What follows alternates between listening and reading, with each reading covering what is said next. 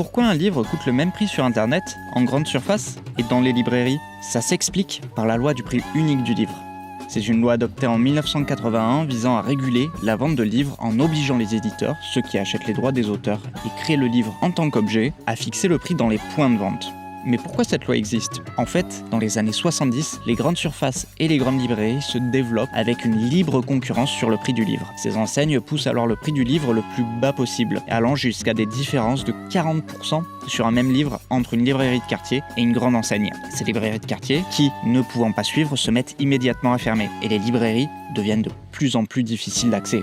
Seulement, dans les rayons, c'est pas la joie non plus. On a une raréfaction de l'offre et des livres à rotation rapide sont favorisés comme les best-sellers de saison, les guides touristiques. Bref, on retrouve en fait une diversité de titres peu attractifs sur le long terme et même les clients n'en sont pas satisfaits. Le livre est alors considéré comme un produit banal.